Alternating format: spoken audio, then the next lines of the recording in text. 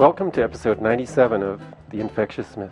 Today I would like to welcome to my show Dr. Stefan Lanka from Germany, who is a virologist who questions whether pathogenic or disease-causing viruses exist. Welcome to the show, Dr. Lanka. Yes, thank you very much for inviting me, having you on air.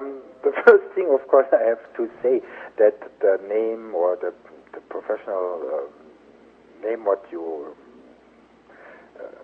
said to me, that I'm a virologist, of course, this term I would not use anymore because the whole concept is a little bit misleading, but okay. But you are trained. Your questions, but yes. I am not naming me myself a virologist. Okay.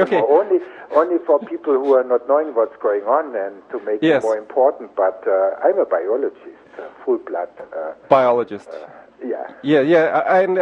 But I mean, you trained in what is called virology, and many years ago you purified what is known by most people as a virus, and you called it a virus at that time. Yeah, I mean, can you briefly describe the research you did back then, and what you thought you were looking at, and what you think now you were looking at? Well, I described it as the first harmless virus because I thought I have the first stable virus-host relationship in a marine algae.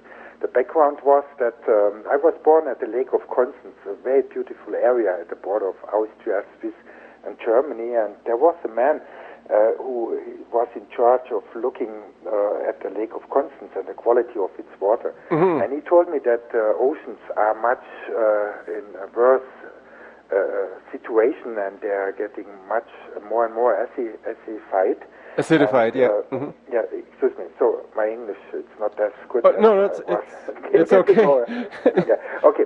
Well, so then I changed my decision, not studying chemistry but biology, in order to become a marine biologist to help the oceans not dying, because they are producing 70% of the oxygen in the atmosphere. Right. And this man told me, it was Dr. Sana, and he said, well, if the oceans are dying, we are dying, and this I took way serious. And so I went into biology, I went into marine biology, and being curious, I went into the lab very early in the studies. I said to professors, look, please let me work in the lab.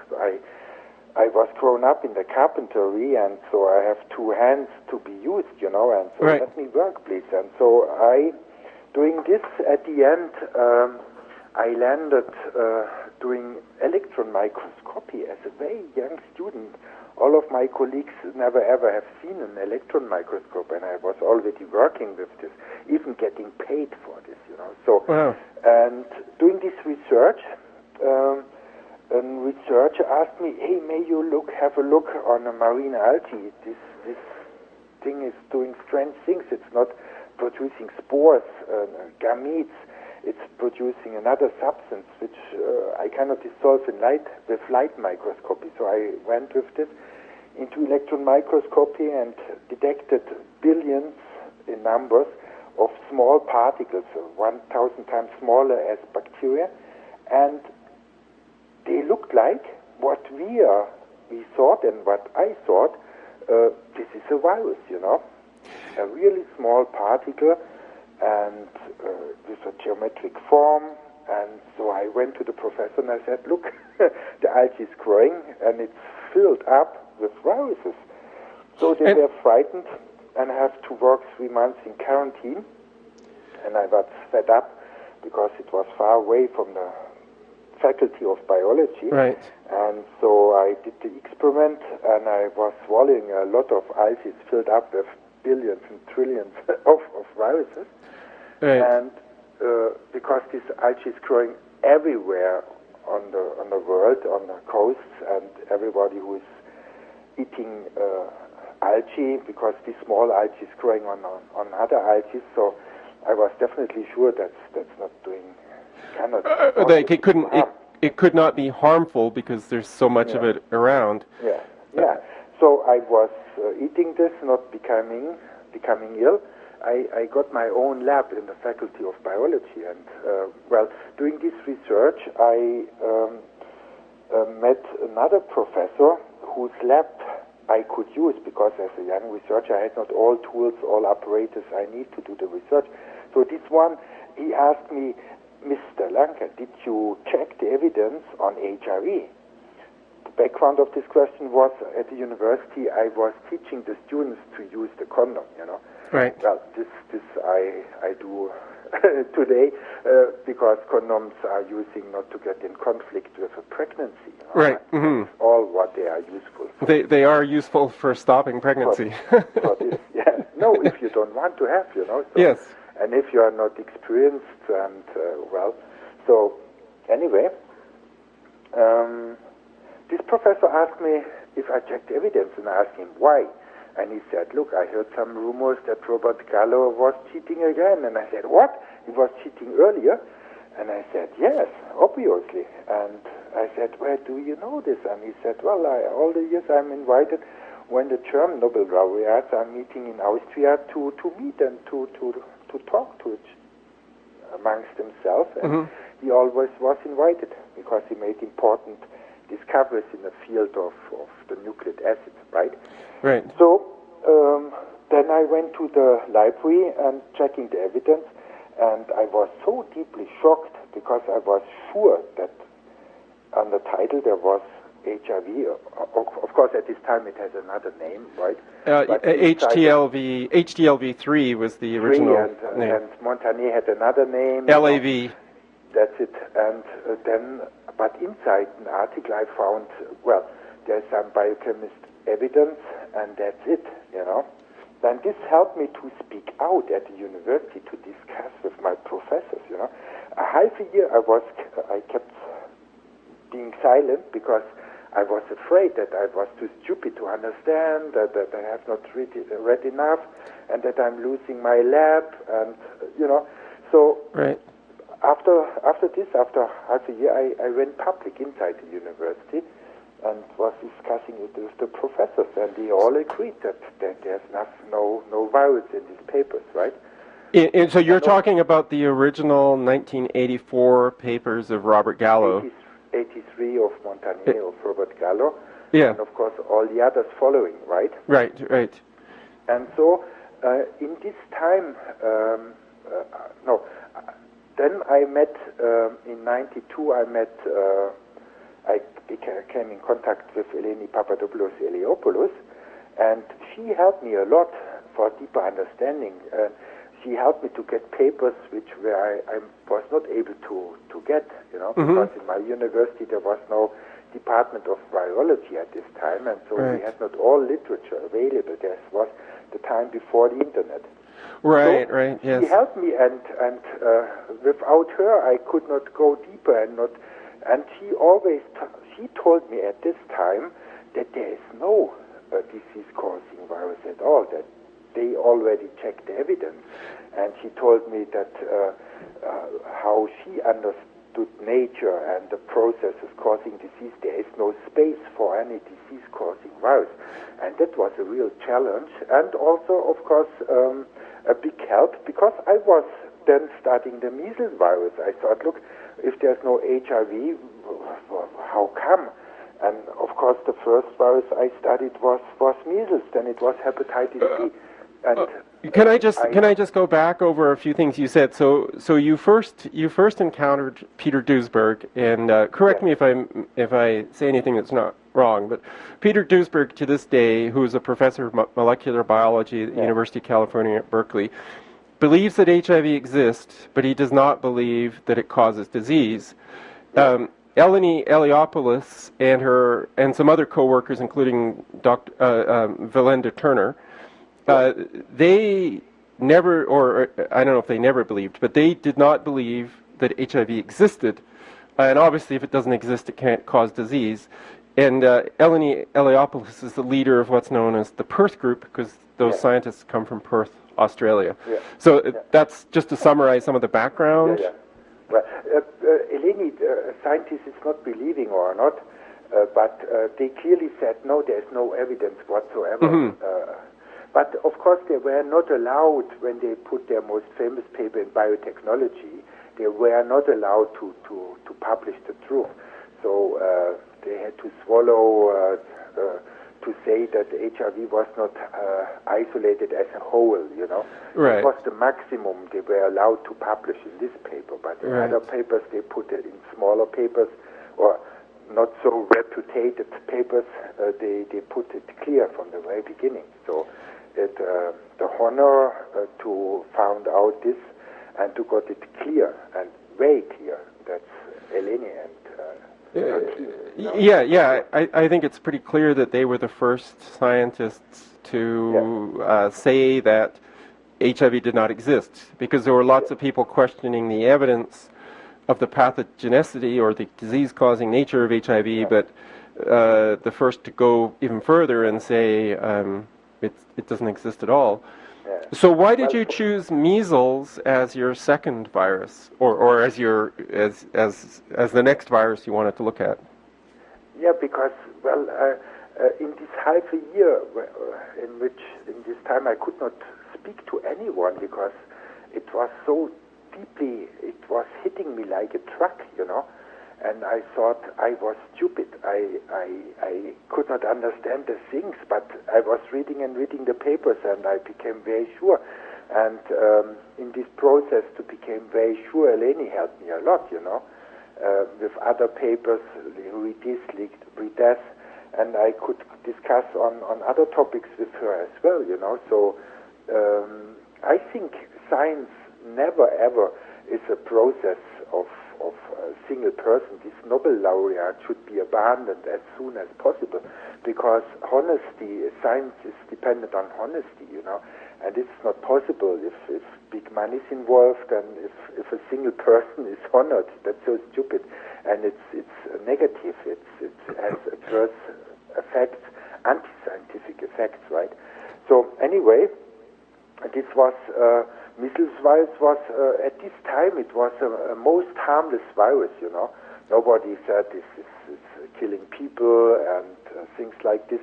And I started with this because at this time already they said you should be vaccinated, because this skin rash it's supposed to cause, they could be dangerous and blah and blah. Mm-hmm. So this of course, hepatitis B was said to be a little bit more dangerous, but this was the next I was studying, and it was very funny. I found in the model of hepatitis B virus, I found all the models of the previous viruses, and I had to laugh a lot, you know. So it was already. What do you mean you found the model? Like they used the same logic, or what was? No, they didn't. They use the logics of different kind of viruses, you know. The idea of double-stranded DNA viruses, of single-strand of RNA viruses, and of viruses with which do it all in a different way, you know, like the retrovirus, you know. So anyway, this is also the reason why Duisberg is not able to see the truth, because he's one of the founders of the idea of retroviruses, right?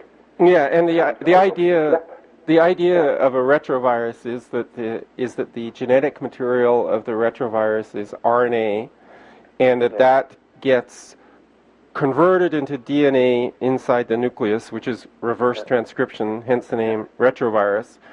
And once it's converted to DNA, it becomes part of your cell's DNA, and every time they divide, they produce more virus. That's basically the theory.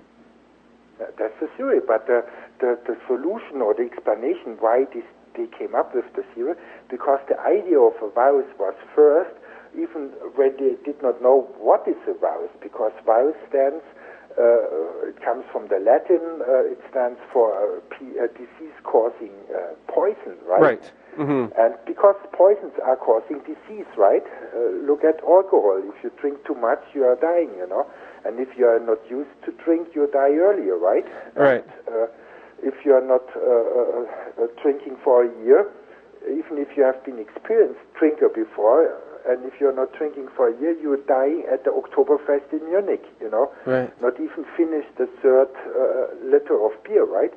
So, because you are not having the anti-poisons, the antibodies against alcohol, but you have not the enzymes, you know. Right. But any culture who has not developed a scientific or neutral explanation, or let's put it very soft, another explanation than this dualistic explanation with good and bad, you know, with poison and anti-poison, virus and antibody, they all came up in this theory, and there's no other way, because if you suddenly are hit by disease, by pain, or by heart attack, or by something growing in your stomach or elsewhere, causing pain or even death, and you have no idea, then it's bad.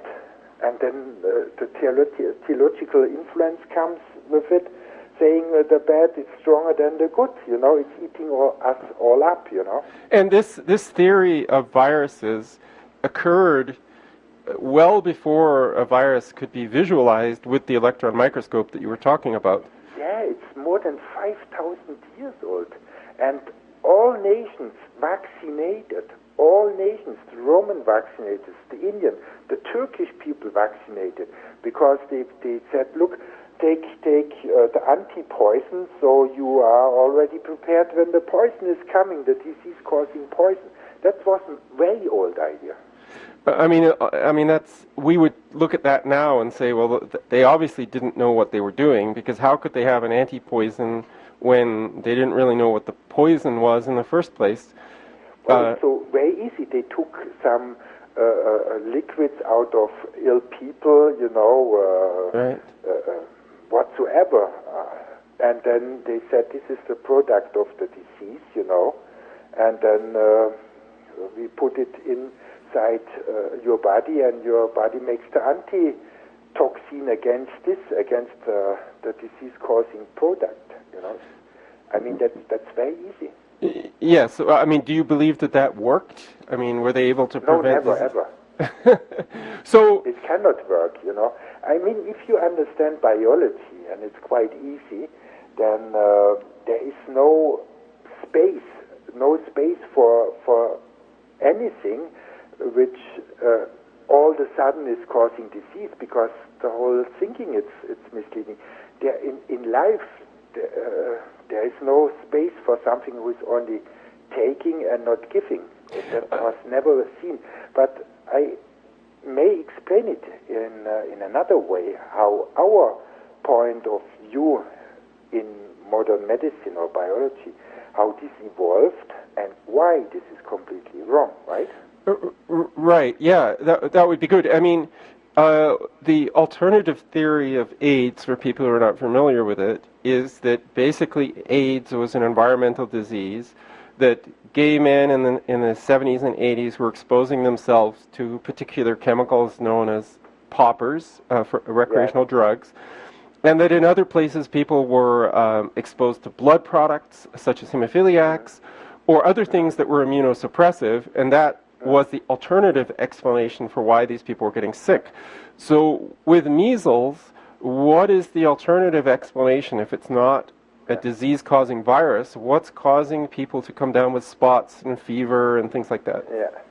Well, look, I would even not use the word immunological today. I was working in immunology, and I see in practice that the whole concepts are not working, you know. The idea working in the test tube, where you control every single parameter, you know, but it's not working in the body. That's a completely other thing, you know. Anyway, to answer your question, I need first to explain how this concept of our modern medicine, cell biology, evolved, you know. Right. And then you will understand, then you have the basis to understand what's going on and why the concepts are wrong and what concepts are right.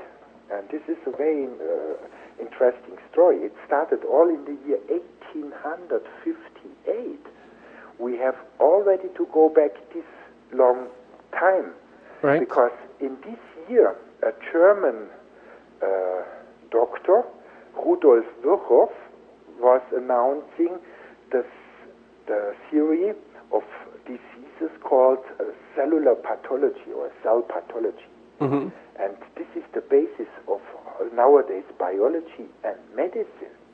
And it's funny, the medical doctors in United States, they disagreed heavily against this theory. They said it's a pure theory, it's completely new but without base, and full of contradictions and suppressing the already existing body of wisdom, what's going on in the field of cancer and diseases and so on. And the background of this is that Virchow was under the pressure to come up with something completely new. And first he was a follower of a completely different theory. Then he was stealing the idea that cells can develop only out of cells, which came from Robert Remarque, a Jewish researcher, Jewish medical doctor, who, because of being Jewish, could not fight against that Virchow was stealing his own idea and coming up, well, cells are coming only out of cells.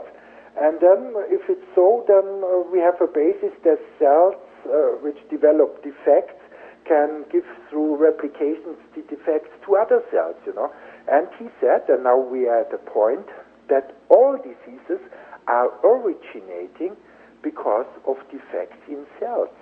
And now listen carefully. He said that the cells are developing disease-causing products, viruses. Of course, and this idea was disease-causing products.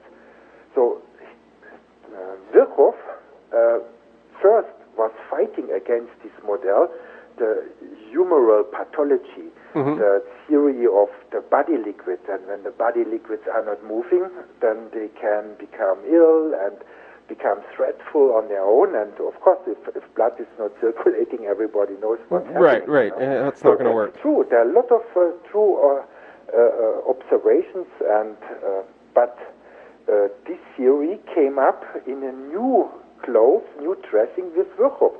He said the cells producing these poisons, and what we have in the end, that the poison is migrating into the inside the body. This is metastasis, right? And if it's migrating outside the body, this is a virus, So and so he believed that this virus, we'll call it that for lack of a better word, that this virus came from outside the body, caused. It comes from inside the body. He thought it came from inside.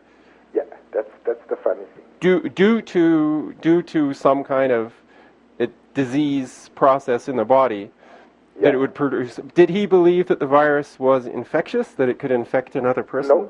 No, he was very strong against it, but he was the godfather of the theory of infectious diseases, because then the other said, look, obviously there are circumstances that it looks like one person after each other in a family or in a classroom or in a society, they get ill one after each other, in the same time. And so they said, look, the disease-causing poison is distributed by air, and the old idea, In Chinese medicine, you never ever had this idea, because they have a very clever and very realistic idea to explain diseases, which we, in our Western thinking, were not so easy to able, or not so. It's not so easy to understand. Yeah, I mean, we have a little bit deeper understanding, then you see that the Chinese medicine is much more clever than it appears. Yes.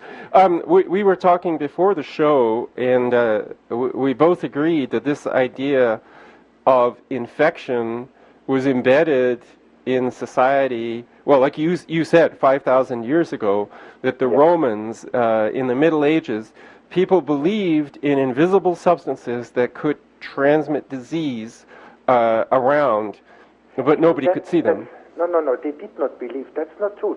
The people were not so stupid. We have three cultural breakdowns in Europe. We have the breakdown of the Roman Empire and all the scientific but it disappeared. Only 1,000 years later, imagine, there was the first university in Europe. Right. In between there was nothing. It was Stone Age, right? Mm-hmm, mm-hmm. And so there was no university, no nothing. And there was no medical development. This happened in the Arabic countries. This happened in China at Right. this time. Very much so, especially in Chinese. But in Europe, oh, well, look, well, anyway, so then we had the Christianization. It started in reality with the year 1000, with Otto III, and he virtually would kill everybody who was not following the new religion. And doing this, everybody was set away outside the community. They called it Aussatz, to put somebody outside, right? Mm-hmm, mm-hmm. Who was not believing. And so everybody could slander, could say that another person is hit by the devil when he really was ill, but even if he was not ill. The first, in my talks and presentations, I always say the first AIDS test at this time was when there was a blow of cold wind and your skin becomes, how do you say, Goosebumps. Yeah. Goosebumps. This was one of the definitions that prove that God is punishing you with disease for a sin, right? Really? And especially in Germany, 800 years the church, the Catholic Church, were educating every single medical doctor. They had no books, nothing. Everything was forbidden, And the next thing what happened when in the years 1306, all of a sudden it became very cold, and all the population from the north were going to the south, Then there was the biggest, how do you say, when it's raining without break. And whole North Germany was underwater, Okay. And the people come to the south and eating everything what the farmers had. They were eating what was just the seeds, just put in the ground. So they have all to kill the refugees, because in order to survive. And this was the great concept of pest. And so I did a lot of studies and had the luck to meet some great historians, and they all prove that all the effects what happening there are impossible explained by the infectious disease, or to put it in other words, the infectious theory of the plague is disproven by all the facts when you just put them beside each other, right? So you think that that these plagues were really caused by climate change, migration, war? Definitely. 100%. This is what I'm absolutely sure, and I can prove it because it's proven by a lot of historical research, Yeah, no, I agree. I've researched the plague of Milan, which I think was in the 1300s. Yeah, great. Yes. If you study every single city and the surrounding, what happened, you became very clear, that the people had nothing to eat, and that there were wars, and that they tried with theological explanations, they tried to get it down, and even more, they believed that now the end of times are coming, and it was written in the Johannes Evangelium that when the last court is starting, all the Jewish people must be converted to Catholicism, right? To the Catholic Church. Catholicism, yep. Mm-hmm. Yeah, and therefore they start to burn them, starting in South France, because they were not willing to be Catholics, right? Right. But you should not forget that 10,000s, 100,000s of people just walking through all the country and beating themselves up, hurting themselves several times a day in groups, and posing what sins they committed, that the world is now going down, and that they hope that God is not burning them forever. And this is the German word is Geistlerbewegung, right? Yeah. So I studied history at the University of Constance, and I had great teachers. So this was Yeah, clear I to mean, me and help me. right. What I observed based on the report that was produced by the city fathers of Milan after the plague Yeah. was that some people felt that there were spies coming into the city and painting infectious substances on the walls. And then when they caught these people, and of course the substances were invisible, so you had no way to prove that the person had done this, but they didn't need proof, they would then torture these people in the most horrible ways. Yeah. But the doctors said, okay, it's an invisible infectious substance, but it is just coming randomly into the city on the winds. And so both sides of this argument agreed that there was an invisible infectious substance, even though nobody had the slightest proof of this at all. And the argument was just whether it was an enemy bringing in that you needed to torture and kill in the most horrible way you could think of, or whether it was, as doctors think today, it was just one of those things that happen, that you get the flu or you get polio or something. But anyway, so you basically believe that this theory of infectious elements has been embedded in our society for a long time. Well, as a scientist, I would not use the word belief. You know, I am belief in the things what I see, that life is creating itself. You know, in the end, out of water. You know, or special.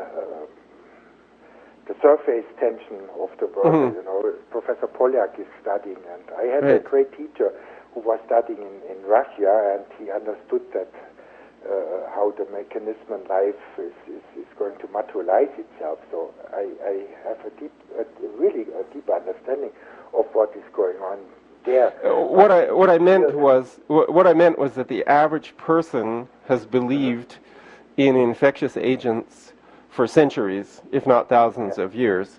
Yeah. Getting back to measles, there are symptoms that are called measles. And what do you think is causing those symptoms that causes maybe a bunch of children at about the same time to come down with spots and a fever and other symptoms? Well, thank you very much for this question, and this is exactly the essential question. How could somebody start to think about this if he has not another explanation for this thing? This is very important, and this is crucial, you know. Right. Well, I went public because I was absolutely sure that people tested positive, and the test has nothing no significance whatsoever, you know. And so I went public and said, please don't swallow the medicaments. Start to study and try to get out the fear of your body, you know. And then I did it in the field of vaccination for years. But I could not answer the question of the mothers. What is causing disease? How to treat them appropriate? How to do an effective prevention? And I said, sorry, the model school medicine is offering, they must be definitely wrong, because the whole field of ideas in genetics are definitely wrong, and infectious disease are definitely wrong. The concepts in immunology, as they put it today, are definitely wrong. And what's going on then? They asked me, and I said, sorry, the truth is, I don't know. Right. At the moment. And then it was in the year 1000. I was in the field of alternative cancer. 2000. 2000. Yes. and then I realized they doing even the greater shit. Excuse me. No, excuse me for this word. Yeah, that's okay. Should never ever use such. Should not become emotional, you know. Yes. Anyway, because emotions are disturbing the understanding, right? So, yes. Yeah. Anyway, I saw that they are even causing more fear, you know. And then if you are fearful, then you should treat yourself with soft treatment, you know, and that doesn't fit, that it's not possible. And when somebody's believing that he has a severe and very aggressive enemy in the body, he wants to hit back and strike back. And it's not possible to say, and then you have to be soft and things like this. Anyway, I was confronted with a lady in Milan. I was doing talks in Milan, Italy. Yes. And a very rich person came up and said, look, I understood you have an idea on AIDS, and I checked the evidence, but never ever somebody could explain me what is cancer. And my mother has a diagnosis and take the chemotherapy, then getting very ill, losing all the years, then she's stopping this, then the hairs are coming back, and this happened already 3 times, and everybody's saying she's La Rocca, the stone, you know. Right, because she's managed she through three times through chemotherapy, yes. Yeah, but he loved her mother so much, his mother so much, and then he said he would offer me all money, and I said, look, and if I have no idea on cancer, but then if I say something and your mother is dying, then I will be shut down probably. Right. And I'm refusing any money, only if your mother stays healthy and is going to live at least for 10 years, and then you can ring me and offer me some money, but not before, right? Right. So, and this, I went more deeper in the field of alternative cancer research, and I thought in the end they had all the same concept, that the body is running amok, and you know, so, and what they offered me to help this lady, it was ridiculous from my point of view at this time already, you know. So I then what you mean like what mainstream doctors were offering to not treat? Not mainstream, the alternative doctors, but very, very expensive clinics in Switzerland, right. You know, which were considered at this time to be the best alternative clinics for cancer, you know. Mm-hmm. So, believing this, I asked this man to put his mother in the clinic, and then I went to the clinic after he complained, you know, and then I found out what's really happening there, and so only then 2 things happened to me. This, the first clinic, then the second, and then the second was even more ridiculous. And then I rang this Dr. Hammer, right? Yes. Who is on one side such a helpful, nice, sweet person, but unfortunately most of his time he's so much fighting, and he has such a lot of series of conspiration, and he's so ridiculous, and I never had the will to contact him or to learn his things, because I said, when a man is fighting like fool, you know, and ridiculously fighting, what's going on? So, but then I rang him. So we're talking about Dr. Hammer, who founded what's called German New Medicine. Well, I'm not ever using this German medicine, you know, because he's using not in a neutral way, he's using it in a racistic way, right? In a racistic? In a racistic. Racism. Racist? Yeah, racist way, excuse me, yes. Okay. Oh, I don't understand what you mean by that. Like. Well, so thanks a lot. Thanks God that you're not understanding. Because he has. This is a long story. I understand now why he became like this. You know, because when both of your parents are fighting against you as a young baby child, you know, and not protecting you because something happened there, then such a person, it's hardly able to trust in another one, you know, and anyway, but genius and how to say in German we say Genie und Wahnsinn. It's genius and madness is very close together. Oh, okay, yes, I understand what you mean. Yes. Mm-hmm. So, but he after losing his son was shot down, you know, and dying afterwards. His son died of cancer, right? No. His son was not dying of cancer. His son was dying, being shot down, and had his leg has to be amputated, and in this time he died, right? He was not dying on cancer. Okay. He's the mother of this man, Dirk Hammer, the son of Hammer, well, the wife of Dr. Hammer, she died with chemotherapy on breast cancer, right? Mm-hmm. And Dr. Hammer, he had a tumor on his testicle, right? Okay. And so he got it amputated, and only then he started to think, well, why only one breast and why only one testicle if it's the immune system, if it's the genetic material or if it's the virus? Why Right. only one in virtually all the cases, right?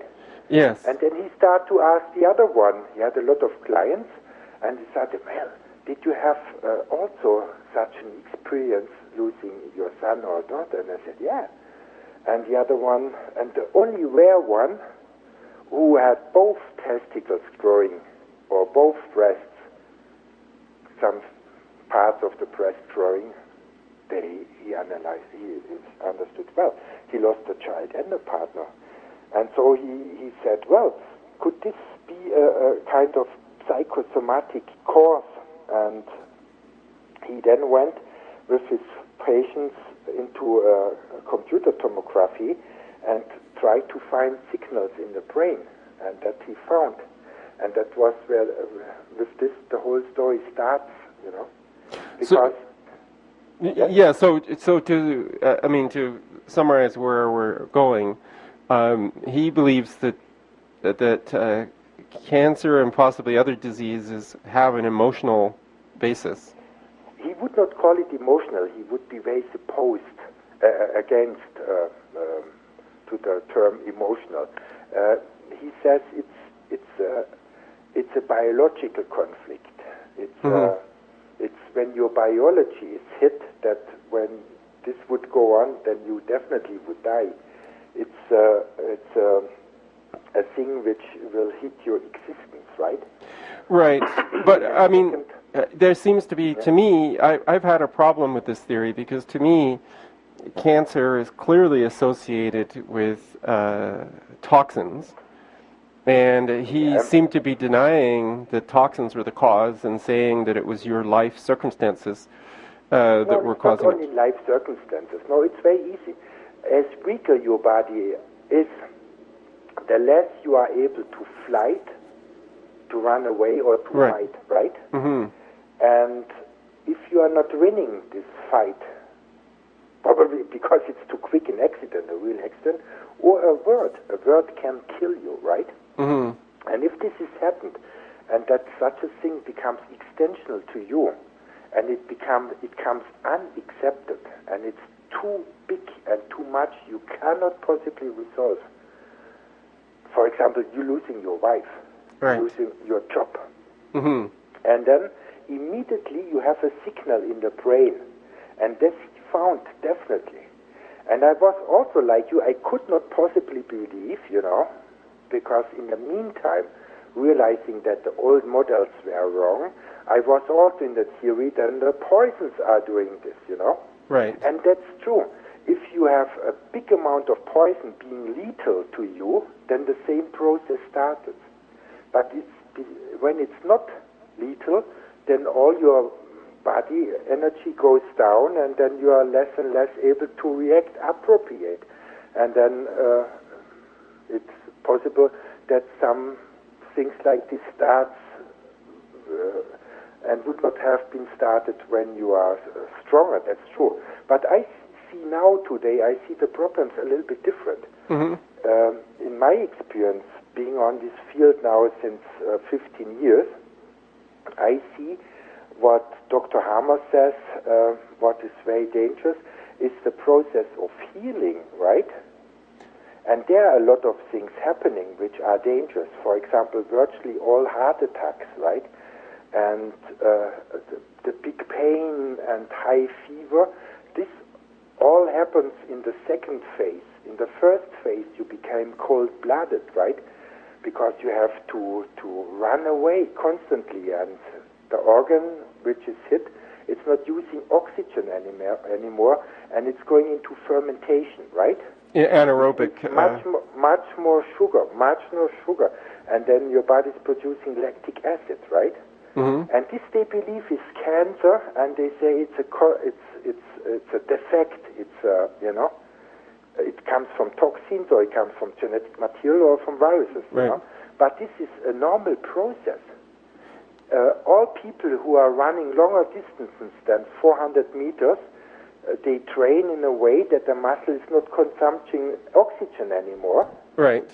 Up to 400 meters, your muscle is running on oxygen, and they are much more quicker than the long distance runner, Right. But their muscle runs on fermentation, and that happens when, for example, part of the skin coming back to measles, is under such a constant threat, and skin stands for having contact, right?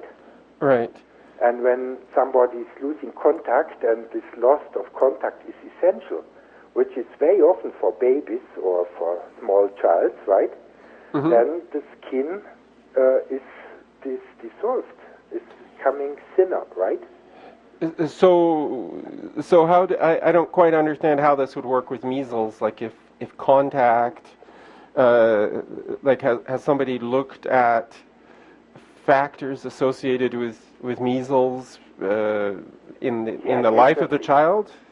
Yeah, sure. I mean that's clear, and also when taking children away from their mothers or families, going all of a sudden in school, this became much more human when the children were accompanied by the parents going into kindergarten, or so this was not experienced as so crucial, So all the measles symptoms already vanished and were on the level of nowadays before the vaccination was introduced. And this is true for all so-called infectious disease. If you look the official figures on any infectious disease, you will see that they touch the baseline before, the nowadays baseline, before vaccination has been introduced, because there was freedom. There was not war where the soldier had to go to Europe and getting killed, or to Vietnam or shit or whatsoever. So this happens. This is true for every, so to say, infectious disease, right? And it's the same kind with measles. And the theory of Hammer is explaining this in detail. And so, when I met him, at this time he was living in Spain, I came with him with a stack of brain scans. There was no name on them. I cut them out, and I asked him, what those persons do have? And he was saying what they have, why they have it, and what they had in the back in the past. Because the signal in the brain changes from a small black ring, which I can explain since the year 2001, and then when the reconstitution in the body starts, right? When the problem is solved, in fact, or when you can live with the situation, when you're getting relaxed, when your stance, your relation to what happened is relaxed, then also the process stops, And what? Yeah. So what is your? What's your solution to measles? I mean, one solution to measles is just to ignore it because it's a short-term thing. I mean, yes, that's it. Do you have any other recommendations? Well, look, sometimes it's dependent. Everybody is individual, and there's a good body of evidence to explain the certain types people are, right? And some are more dependent on having a contact, and some are not, but the ones for a child which is very in a way that it's already running away and not so much dependent on the mother, and self-confident, in a way that it's not being hurt when being all of a sudden in a kindergarten or in school, right? Kindergarten, so, you mean? This child never ever gets a skin rash, Just because they have continued contact with the parents. No, they have the loss of contact was not essential, and that's the point. You only develop symptoms if something becomes essential for you and unexpected and was too big to be handled. So we don't have a lot of time, but one of the reasons I talked to you is because you put out a monetary prize saying that if somebody could prove that the measles virus exists, you would pay the money. And briefly, there was a court case which you lost, and then there was an appeal which you won. And at the first trial, a doctor came up with 6 papers who said that these 6 papers together prove that measles virus exists and causes disease.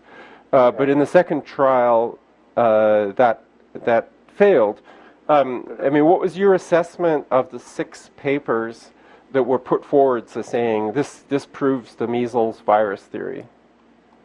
Well, the background of the process was that a former federal minister of justice in Germany was asking me to help him, to give him evidence that the state is aware, or that the state authorities, the health authorities are aware that something is wrong on this field, because in Germany we have no mandatory vaccination.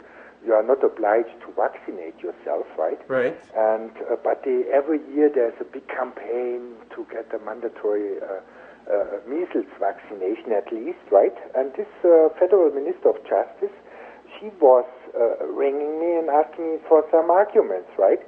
And I was, before, when I was more on my fighting trip, right, I had a lot of court cases to make this public, because for 5 years I tried to make it public inside the scientific community. Right.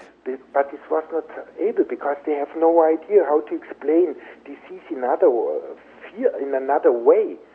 And so, and also medicine is not disconnected from economy, and it's so big it cannot fail. It would destroy our economy. Then we would die on. Everything is going to break down if they would stop to vaccinate tomorrow, right? So, but a state lawyer, a high-ranked state lawyer, said to me, "Look, Stephen, you must not go into penalty law. You have to go into the civil law." And because in the penalty law, criminal law, criminal, okay. yeah, criminal law, we cannot go deeper in these details, right? Because we show only the criminal aspect, but not too much the background. So please, I asked you, because I see that you are right and your colleagues, right? So I recommend you to make a public bet, offering a lot of money, and then the one who wants the money, he has to come up with the scientific proofs. And this the court has to be has done to acknowledge what's going on this, you know. And so I first went to put, as a young man, not earning a lot of money, I put some 10,000 euros, right? And nobody want to have them, you know. Right. Except of Duisburg later, because he believed in the existence of virus. Of course, he said, but HIV is harmless, right? Right. So, but nobody else was trying to get the money, you know. So I increased the amount to 100,000 euros, and then a young medical doctor who is more or less from the left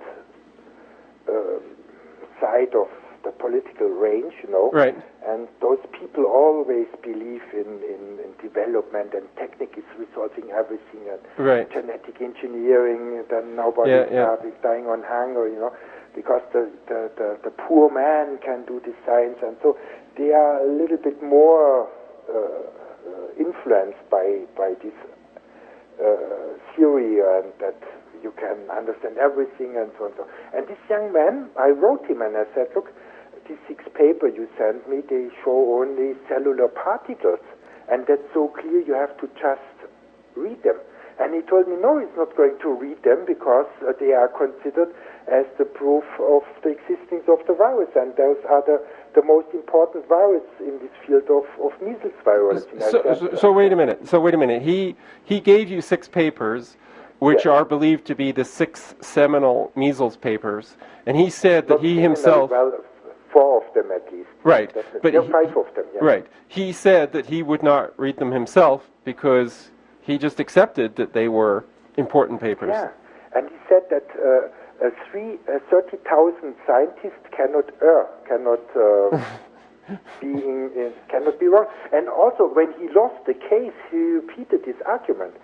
Hans Tolzin, who is doing a great work in the field of vaccination in Germany, and I was just attending a conference.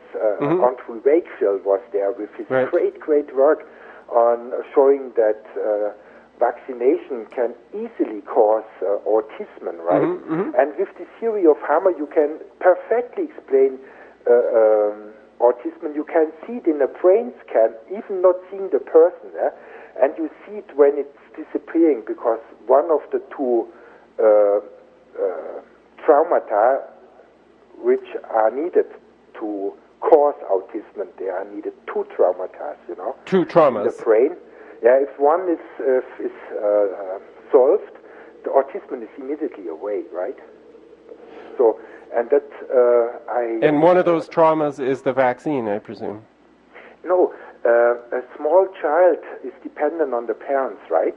So the territory aspect, which everybody has, to have his own territory, to get his money, his energy out, this is the parents for a child. If a young child hurts himself, the parents are responsible. It would even beat the mother or the father when something happens, because they were not, and so they become angry on the parents on this, right? Because the parents at this time when the children are small are the territory, And this is what Hammer explaining, an danger of territory, that you have your territory, but you have an essential danger inside your territory, So think about having a neighbor who is made you so angry to the blood, Right. Your territory, it's not so useful anymore. So are you saying that the vaccines have no impact on autism? I don't quite understand what you're saying. No. A great deal of autism, and especially in children, I cannot say the percentage, but well, I cannot say that every vaccination is causing, but when it's essential for a child that it believes that it's going to die because the parents doing harm, it's not the medical doctor doing harm and doing a pain, so the children's doctors, they are not going in white because the children, would run away. And that I'm absolutely sure. I'm sure, not I am sure, there's a huge body of scientific evidence that it's like this. And it's open to everybody who wants to check it, So I'm very happy to come in contact with Andrew Wakefield, because he knew that a lot of people with autism have stomach problems. And if you have this on the right brain, this signal on the right brain, this part of the brain controls 4 parts of the digestion system and causing all these symptoms, right? Right. Well, we might have to talk more about this later because we're running out of time, I'm afraid. Yeah. But I would just like to thank you for sharing some really interesting ideas today, and possibly we might need to get back in the future to pursue with some of these. Well, to get it to a point, right? The court case on the measles virus, the court says that none of the 6 publications contains the scientific proof of the existence of this virus. Yes. And this is the paper of Enders, the first paper of, and this is also includes a summary with 3,000 publications put together in one review. And even the court says in this review is no scientific proof for the existence of the virus. Okay. And that's the court case. Yes. Okay. Well, thank you for clarifying and summarizing that. We're going to have to leave it there because we've run out of time. But thank you very much for joining me today, Dr. Lanka. Yeah. Thank you for having me on your show. Okay. Goodbye. Goodbye. Bye-bye. Thank you for listening to episode 97 of The Infectious Myth.